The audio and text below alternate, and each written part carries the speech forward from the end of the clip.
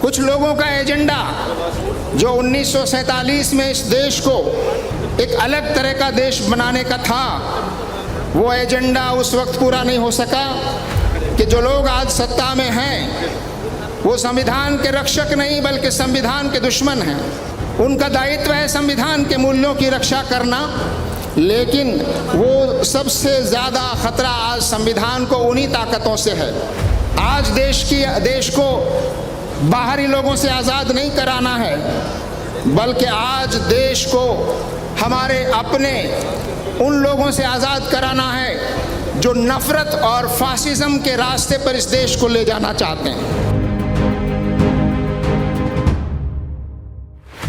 जिन हालात में आज हम मिल रहे हैं और हमने इस सम्मेलन की शुरुआत कश्मीर में हुए उस दर्दनाक आतंकवादी हमले में मारे गए पीड़ितों को श्रद्धांजलि और कंडोलेंस के साथ की है, उनको याद करके की है। हम दिल के साथ उनके साथ खड़े हैं जिन पर ये विपदा आई है, और हम उन लोगों को भी सलाम करते हैं जिन लोगों ने बहुत सारे लोगों की जानें बचाई और जिन्होंने बहुत सारे लोगों को अपने घरों में आश्रय और पनाह दी, और जिन्होंने नफ़रत के एजेंडे को नाकाम करने की एक मिसाल हमारे कश्मीरी भाइयों ने, आम नागरिकों ने पेश की, जिसको हमारा मीडिया एक दूसरा देने की कोशिश और प्रयास कर रहा था। मैं इस मौके पर यह भी कहना चाहता हूँ कि ऐसी घटनाएं पहले भी हुई हैं और ये घटना फिर हो गई, लेकिन आखिर जो इस देश की बागडोर संभाले हुए हैं, जो इस देश की सीमाओं की रक्षा के लिए जिम्मेदार हैं, जो इस देश के नागरिकों की सुरक्षा और जीवन की रक्षा के लिए जिम्मेदार हैं, और जिनको हमने ये दायित्व दिया है, क्या उनकी जिम्मेदारी नहीं है कि वो अपनी जिम्मेदारी और दायित्व निभाने में नाकाम हुए हैं? क्या ऐसे लोगों के हाथों में देश की बागडोर और कमान रहनी चाहिए जो देश की सीमाओं की रक्षा न कर सके, जो देश के नागरिकों की जान की रक्षा न कर सके? क्या ऐसे निकम्मे लोगों के हाथों में देश की बागडोर रहनी चाहिए? ये फैसला मुझे लगता है कि पूरे देश की जनता को करना चाहिए। देश की जनता अब और दुख नहीं बर्दाश्त कर सकती। आज का हमारा ये सम्मेलन जिन चुनौतियों को लेकर है, वो चुनौतियां बड़ी गंभीर हैं। हमारा देश 1947 में आज़ाद हुआ। 1857 से 1947 90 साल हमने आज़ादी की जंग लड़ी। वो 90 साल की लड़ाई हम सब ने, सब धर्मों के लोगों ने, सारी भाषाएं बोलने वालों ने, हर क्षेत्र के लोगों ने अपनी जान की कुर्बानियां और यातनाएं सहन करते हुए वो आज़ादी हमने हासिल की। हमारा देश आज़ाद हुआ, लेकिन हमारा देश विभाजित भी हो गया। कुछ लोगों का एजेंडा जो 1947 में इस देश को एक अलग तरह का देश बनाने का था, वो एजेंडा उस वक्त पूरा नहीं हो सका।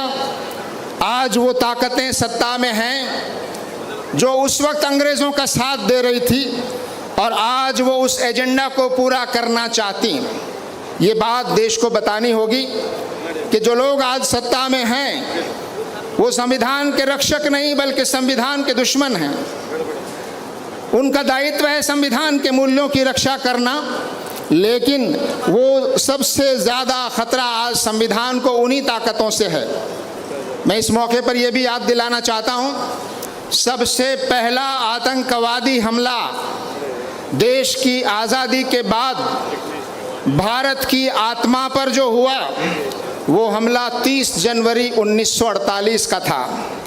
30 जनवरी 1948 को महात्मा गांधी के शरीर को गोलियों से छलनी कर दिया।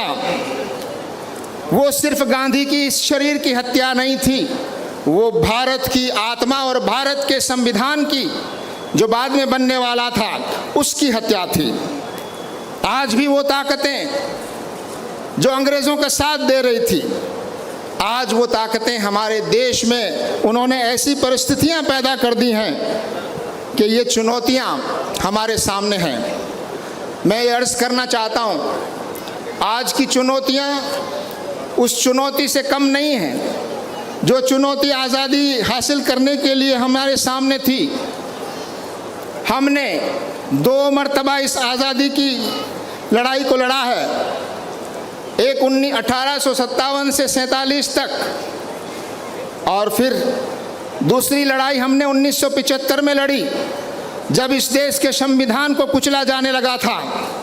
उस वक्त भी देश एकजुट हुआ, और आज ये तीसरी आज़ादी की लड़ाई है, जिस लड़ाई को आप और हमको, जिस संघर्ष को आगे बढ़ाना है।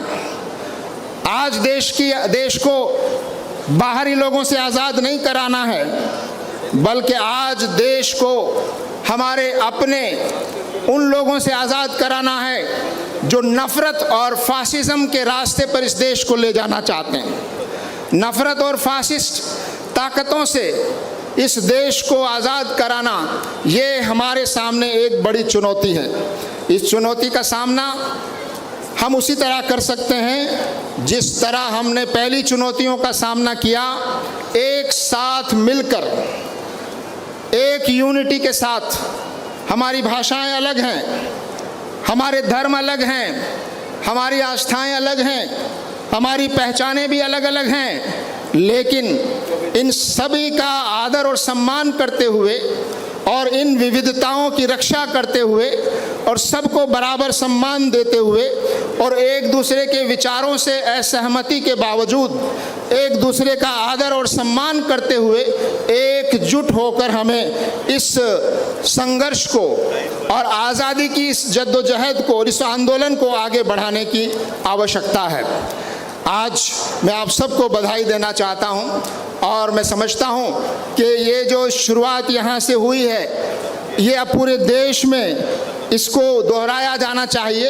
हर राज्य में और राष्ट्रीय स्तर पर इसका एक नेटवर्क बनना चाहिए, और पूरे देश में देश की जनता को अवेयर करने, देश की जनता को जागरूक करने, और लोकतंत्र में जो देश की जनता का, आम जनता का जो स्थान और ताकत है, वो ताकत उस देश की आम जनता को वापस दिलाने, और जिन सरकारों को हम चुनते हैं और जिन प्रतिनिधियों को हम भेजते हैं, उनसे सवाल पूछने और उनका हिसाब लेने की ताकत जनता के हाथ में वापस दिलाने के ये आंदोलन हमें दोबारा से शुरू करने की आवश्यकता है।